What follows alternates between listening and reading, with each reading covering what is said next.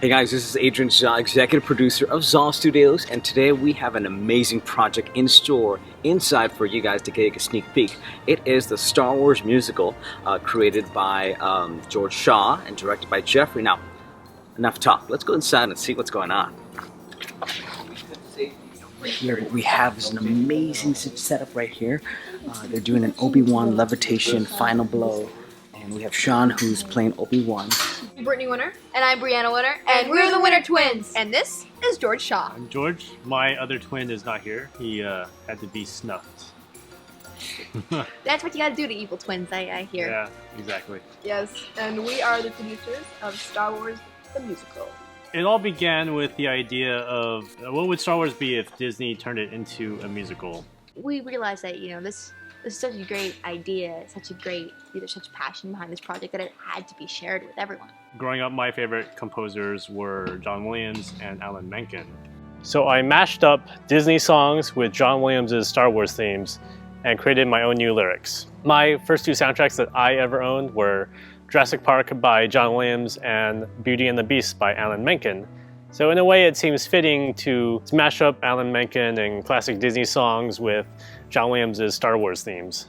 You start hearing the marimba solo to Under the Sea and everyone recognizes it, but then suddenly the Cantina Band comes in and the melody to the song is actually the music to the Cantina Band. You also hear Colors of the Wind setting up Princess Leia's theme. There's a little duet. So George found these musical matches in the music and was able to tie them together and create a continuity between the Disney music and the Star Wars music. I actually grew up in Marin County, one exit away from George Lucas's Skywalker Ranch. George Lucas has always been a great inspiration to me. One of the main reasons why I'm at USC Film School right now.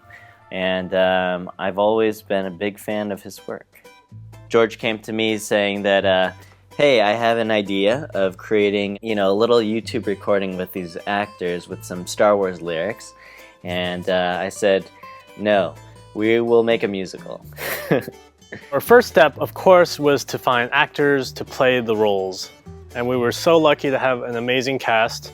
Haviland Stillwell as Princess Leia, Andrew Bowen as Han Solo, Tim Fitzsimmons as Luke Skywalker, and Sean Crosby, who played Obi-Wan Kenobi. Since in the original Star Wars there weren't too many female roles, we wanted to cast Disney princesses in our musical to fill that void.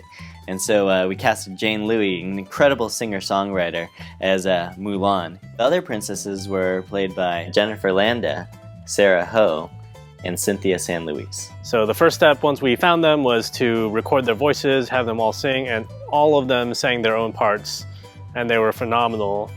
I was the one that did Darth Vader's voice, and I'm kind of the crappy singer, but fortunately Darth Vader's voice is so processed, and I was able to auto-tune and make it sound decent.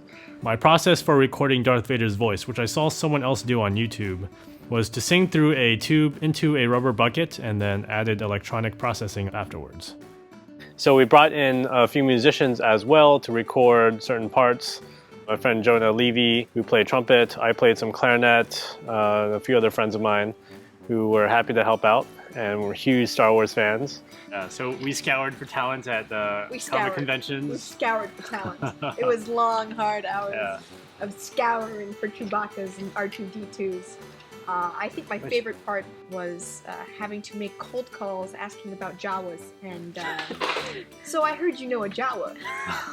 So for the musical, we actually did a pre-visualization of the entire piece before we even shot any of it. That way we could know how long the musical would play for and how it would actually look. The storyboards that Nathan Morse designed, as well as sort of these concept images that Alice Cheng painted out for us, we used them on set. It was not only helpful to place the actors where they needed to be, but it also helped us know where the light sources were coming from. So we knew where the sun was, we knew if there was a sort of light inside the cantina, and it was very, very helpful. If Disney had made Star Wars, this is what it would look like. It would have a lot of bromance. Finally shooting the scene with Obi-Wan and Vader. Somehow I, the composer, am now the director for today, since Jeffrey is not available. And this is just totally awesome. I mean, today we were like playing with toys, and it's like what I would have done with as a kid, but we had a camera capturing it all. So it's technically work. Choke 1! Choke 2! And Can't breathe and drop. My name is Erica SONNY, and I am the wardrobe supervisor / costume designer. You know, I came in and I helped fix up some of the other costumes we had and created one for Mulan. Surprisingly, she does not have a costume that you can buy anywhere. So we had to create it from scratch. So the interesting part was bringing the Disney characters versus the Star Wars characters. Star Wars characters were kept very accurate as much as possible to movie representation. And then, you know, Disney characters are very stylized, so we had a little more fun with them to sort of hint at different parts of their personalities or just have a little more fun with it. I'm like a big kid right now, just having fun. This is so cool. We've got all these awesome guys and the costumes we're trying to get right because, you know, nerds of the internet will obviously complain and say, oh, that's not movie accurate. So we're doing our best. If we don't get it all the way, please forgive us. We're doing what we can. The actor playing Obi-Wan, he actually sourced out the specific fabric and material that they used in the original robes from the movie. His leg is actually silver. Hit it. We'll pretend to hit it. And my whole life I didn't know that until like yesterday. So we had to paint this. Moving on. It's a Sulu, which I did a little cameo as. And it's John Cho, but actually the figure looks a little bit like me. It's pretty cool. I'm Kevin Fox. I'm playing Darth Vader today. It's hot, but it's very fun. My first Star Wars musical, though. I've been in like 6 different costumes. Yesterday I was Bosk, and then before Halloween I was a Stormtrooper. Let's see, they did use my Han Solo, my X-Wing pilot costumes. I'm Sean Crosby. I get to be, you know, Obi-Wan Kenobi, which is really cool, and show off the costumes that we made. And I get to do some singing. I get to fight Darth Vader. This is going to be one of those projects we never lived down. Is it also one of those that we never talk about? We are day 5 out of 5. This is our last day, and we're shooting a bunch of random characters. We have a Sand Trooper. We have a Tusken Raider. We have Jawas. We have Nick Fury from Avengers. We have R2-D2, Chewbacca. So we have an assortment of characters today. My name is Chris Hale, and I do a Tusken Raider. My name is Strider, and I am Sand Trooper, TD4095. It's fun, man. I walked in here and I was like, you know, it's going to be an entertaining day today. Hi, my name is Nicole Adams. I was the makeup artist and hairstylist for the Star Wars musical. I think that there's no topping Chewbacca. That was pretty rad today when he got up on the stilts. I was pretty excited about that one, so. I'm Chris, or Obi Petroni on Facebook, and I played Chewie. Took about 2 weeks to build, a lot of hair extensions.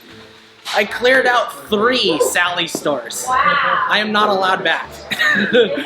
People run up, Chewie, and they go and give you a hug and stuff, and just to see people light up like that and be a kid again, it's totally worth it. Everybody has been so creative and putting so many, you know, so much energy into everything that it's fun to just kind of hang out. I'm Gene Arena. I'm with the R2-D2 Village Club, providing the R2 for this film. He does move around, he spins his head, he does talk. On top of the dome part, we have a periscope that comes out. We also have a life scanner that comes out. We also have a lightsaber that comes out. Basically took me about 2.5 years to build this unit, and something I do to do conventions, and I do children's hospitals, a bunch of different events and stuff like that. It's really admirable that they love it so much, that they're willing to dedicate so much time and energy to it. It's very cool. We had you guys as cameos. You came to set. Very excited. Put on this makeup, and actually you guys played 2 different characters. Yeah, we were Minnie Mouse, and we were random aliens. Random alien. Bounty hunters. Yeah. So we'll probably be in the video for about 10 seconds, or not even, probably 2 seconds. Less than that. Yeah. Yeah. I get to be a Biff, which is the cantina musician, which is what I do. Of course, our Biff is going to be Chinese, playing a Chinese wind instrument. There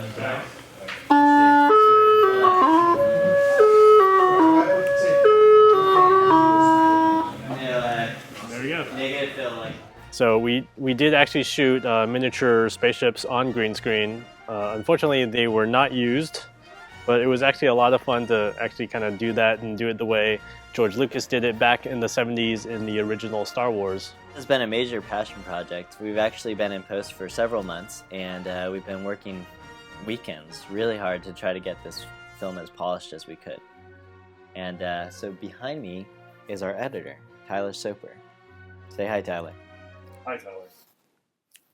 All of the shots are looking really cool because of the great artwork by William Wu. The inspiration behind my work was a lot of Disney movies from the golden age of Disney and some of the classics too. Some of the inspiration for Mos Eisley was Agrabah from the movie Aladdin. You'll see a lot of similarities in terms of the style, the certain architecture. One of my favorite shots was a shot that wasn't even in the original storyboards, and it was the 360 pan around for the fight between Obi-Wan and Darth Vader.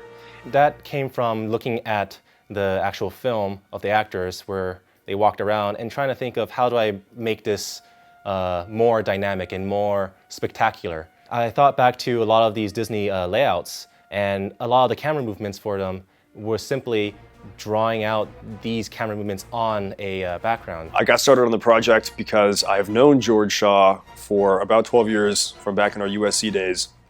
And I edit TV and commercials and produce stuff for work. And when I heard about this project he was working on, it just sounded a lot cooler than the stuff I usually get to do. You know, the whole thing is shot on green screen. So in this case, we had to make up every part of it. There's some shots that, you know, have 10 different people that were all shot separately that we have to put in with artwork and then make up the camera move that goes around it. They're all 2D layers arranged in 3D space to make up these like faux 3D environments. The very first scene, Luke on Tatooine, Tim, who plays Luke Skywalker, pretending to walk kind of in place. Fake walking is difficult or maybe impossible to do in a way that looks like you're actually walking. I tried some camera moves and making up like a third shot that we hadn't planned on that pulls out of Tatooine's double but now triple sun system to kind of like skip over the part that wasn't working and to highlight more of the environment, which looks great because of, you know, the great artwork. We had the visual effects supervisor, Kenneth Nakata, who was one of the lead matte painters in Life of Pi, as well as working in Avatar. And also we're working with the colorist, Mark Nakamine, who colored the original Star Wars trilogies. And our incredible visual effects team in Florida, ANDAYA Films, with Will Phillips and Brendan Rogers. Everyone on our crew has been fantastic and talented and just brimming with ideas, and I couldn't be more thankful to such wonderful people. So what's next for you? What's next? Well, we gotta do the trilogy. We had so much fun working on this musical that we'd really like to make it into a trilogy. So follow us at StarWarsMusical.com. We'll give you guys updates as we progress. Thank you for joining us in this behind-the-scenes look of the Star Wars musical, and may the Force be with you.